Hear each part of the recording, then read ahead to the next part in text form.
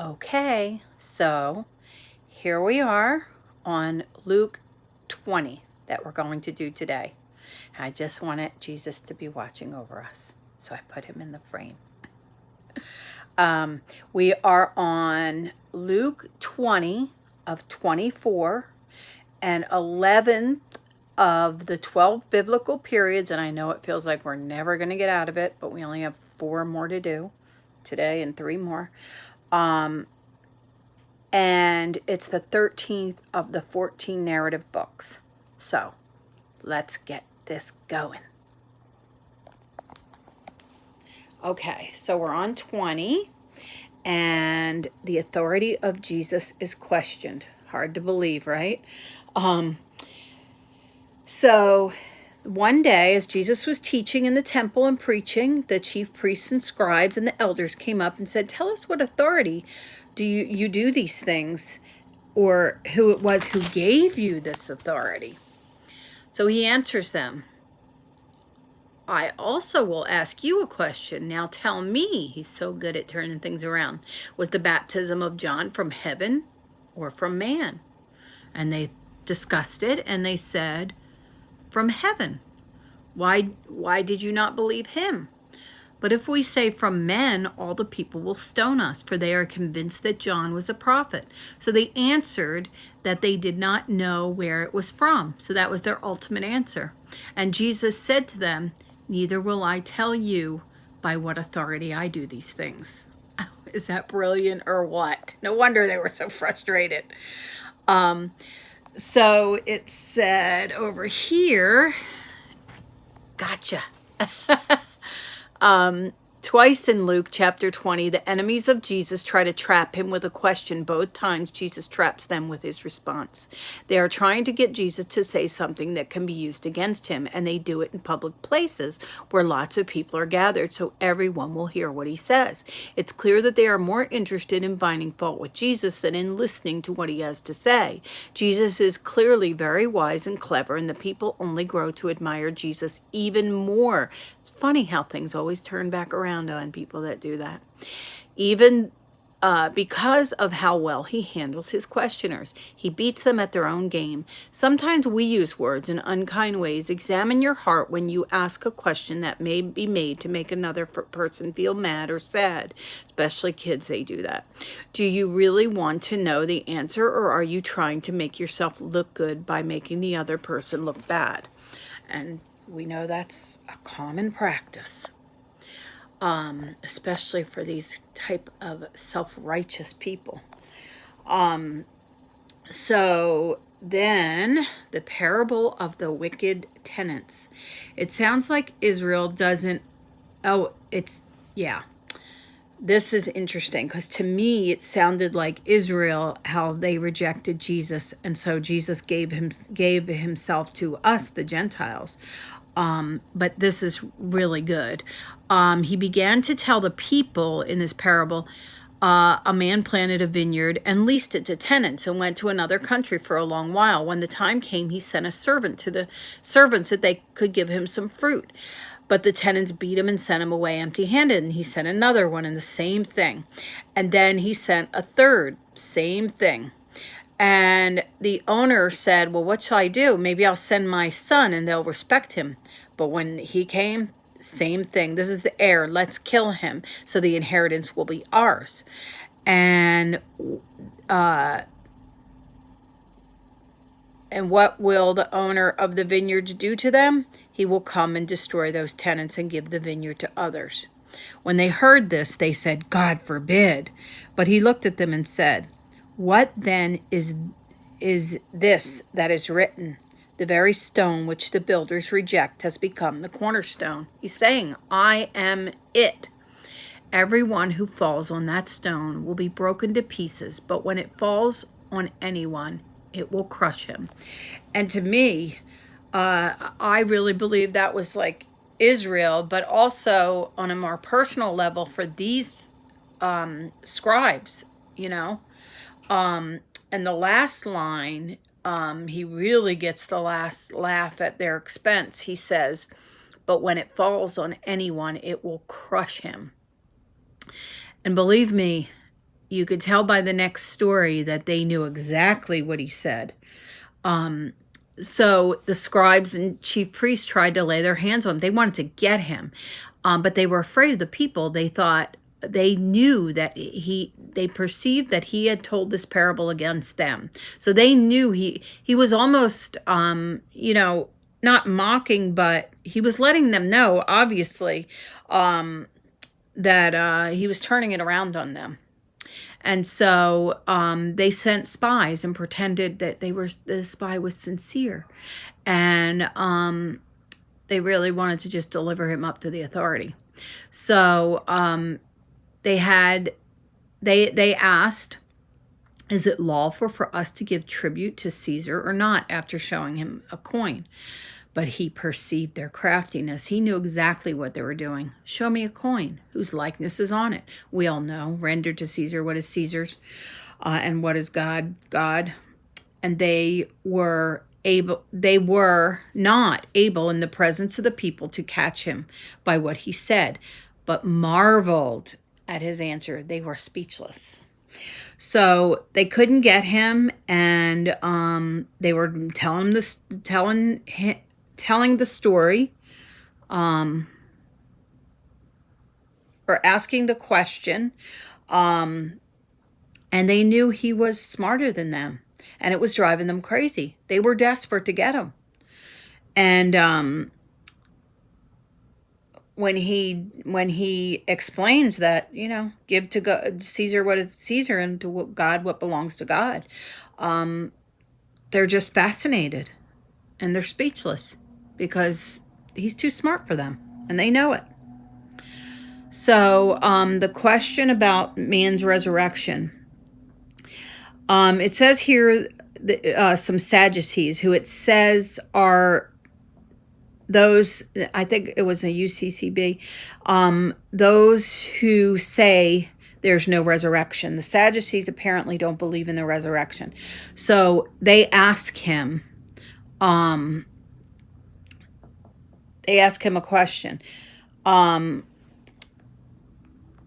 Teacher, Moses wrote for us that if a man's brother dies, have a wife, but no children, the man must take the wife. It's called the Levites rule or whatever.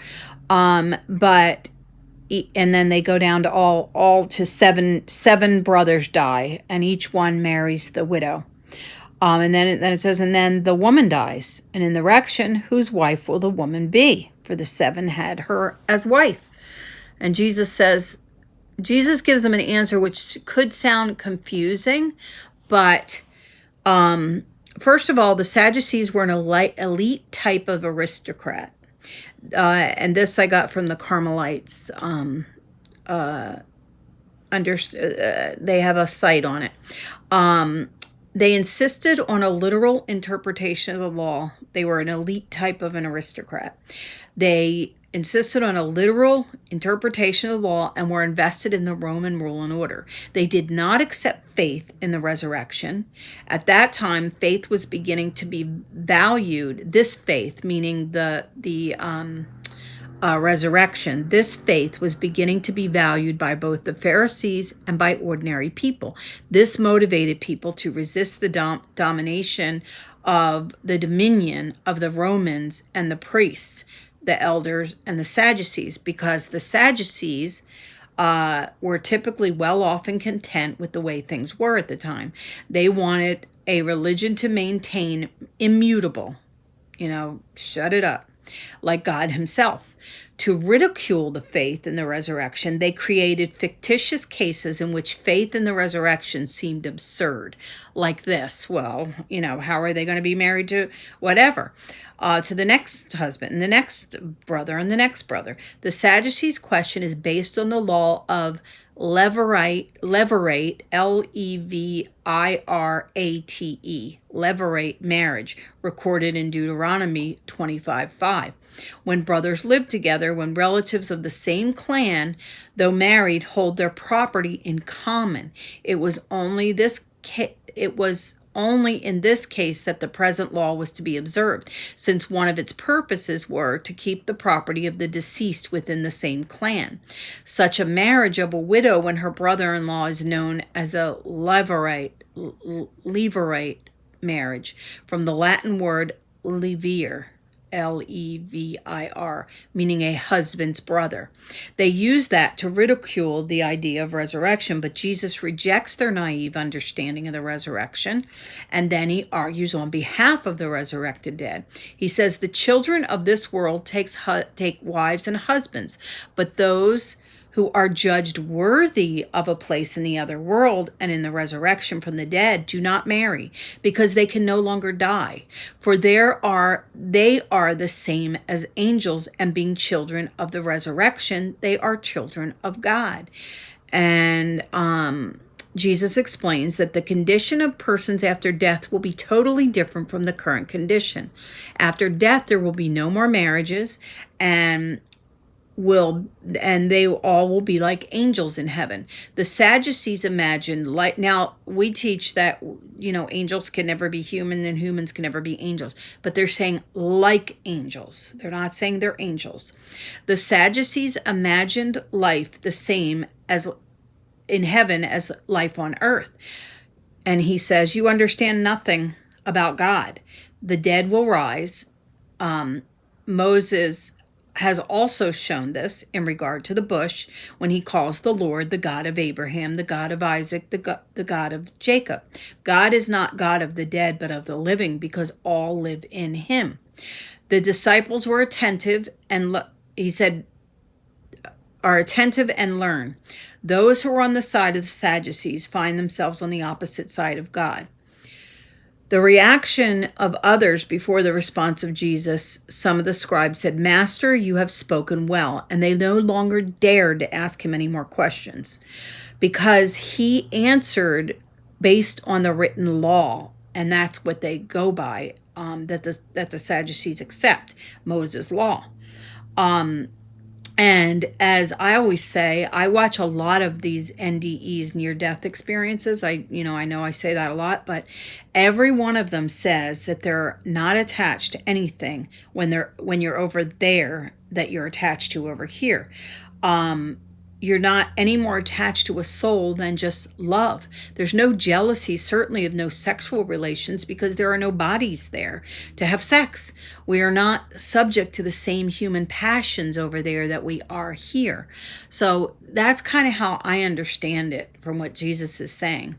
And I already had understood that from the NDEs I have watched. So after successfully answering the 3 questions of his opponents, Jesus now asks them a question, and this gets interesting.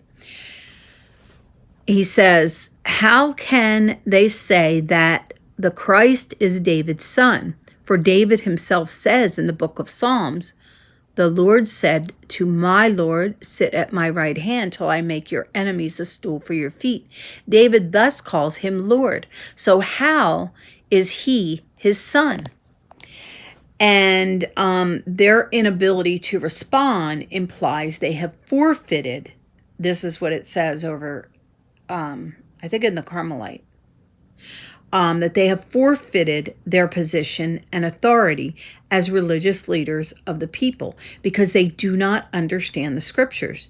The series of controversies between the religious leadership of Jerusalem and Jesus reveals Jesus as the authoritative teacher whose words are to be listened to. So that was wow. Now, Jesus denounces the hypocrisy of the scribes, and in hearing all the people, he said to the disciples, beware of the scribes who like to go out in long robes and love salutations in the marketplace and the best seats in the synagogues and the places of honor at the feasts, who devour widows' houses and for a pretense make long prayers. They will receive the greater condemnation. So it's saying that any religious figure who is abusing their power and misleading people will receive greater condemnation. That's first. because generally they're putting themselves out there as an authority in their role. So therefore, as we've heard in the Bible, to those given much, much is expected. And that would be in the way of their authority. They are expected to have much more responsibility. So therefore, their souls are going to be judged accordingly to their amount of authority given over other souls. So that's my comfort when I see these priests getting away with sexual abuse and the church doesn't seem to punish them on their fraud. Personally, I believe that they should not be allowed to receive their retirements money, whether they serve jail time or not, because their priestship is based on a fraud. Just my opinion. And as I said, it doesn't seem like they punish them because there may be things that go on in the background that we don't know. I understand that the church is being compassionate towards these very ill men because you can only be very ill, mentally ill, if you abuse a child. And often they are victims of child sexual abuse themselves. But nevertheless, I don't know the punishments, but I do believe that they don't have to pay any money back, nor are they denied their retirement money, from my understanding. But again, there are laws that say you can't touch retirement money. So I don't know, when we go by the law. But I do know, according to this, that they will receive greater condemnation. They were powerful men. They had a certain celebrity status. These Sadducees and scribes and priests. They were legalistic lords of the manor for those men. That's what this says, and expected to be treated as such. They were also sometimes Pharisees, like kings. Jesus criticizes the scribe for their distinctive attire, their robes and vestments, expectation of people fawning over them and having the most prominent seats in the synagogues and the feasts. He is criticizing them for that. And he adds that they help themselves to widows' property and are known for their lengthy prayers. Jesus likes us to be simple in our prayer. For this, he says, they will receive greater condemnation of divine judgment. The mention of widows describes the practice of religious elder overseeing and, quote, protecting them by visiting them and encouraging their hospitality. That would have meant money, food, drink, and material goods. And I noticed some of our priests, they will hang around with the people of the parish that have a lot of money in hopes of getting inheritance. And that not necessarily are they're after their hearts and their souls for God sometimes, They're after their money. I know I went to a church in South Florida where every year the parishioners that were very wealthy would get together and buy the priest a new car, which was nice on one hand, but the same priest gave very little time to the poor of the parish, and then ultimately he was found to have embezzled money from the church. But they didn't do anything to him because he was found to have prostate cancer. And though it took years for it to finally kill him, he was never punished for anything that he did. And not by the law either, because they never reported him. And of course, that's disgusting to us, but we have to believe, number one, that vengeance is the Lord's. Number two, that he will receive condemnation. And we should actually pray for him. As humans, it's so hard to have such forgiving souls like that. But that is what God is calling us to do. He's calling us to do very hard things. And it's difficult as it is, especially when it comes to the harm of children and the pain that it causes them for the rest of their lives. We must believe what Jesus wants us from in this book. He tells us clearly to forgive over and over and over and over. Doesn't mean they're not held responsible to hear. That's not my job. That is the church's job, the law's job. And when you put suffering in the right hand and you put forgiveness in the left, we're supposed to have more on the forgiveness side. And I think it's repeated so much because it's one of the hardest lessons to learn. At least it is for me. And, I should be speaking for myself. But I have a hard time with that, and I am trying to take what I learned here and apply it in here. And it's not easy. So we all have to do it. That's what God is asking us and requiring us to do. So I'm trying. It's so hard sometimes, but I'm trying. So anyway, I hope you have a great day. See you. I don't know if I'll see you tomorrow. It depends on my schedule. I'm not sure. So if not, either way, I'll see you Monday for the rosary, and I will see you Monday for this Bible. And it won't be long. We'll be in Acts. So have a great Sunday. I hope you're back to church. Some churches are. Bye.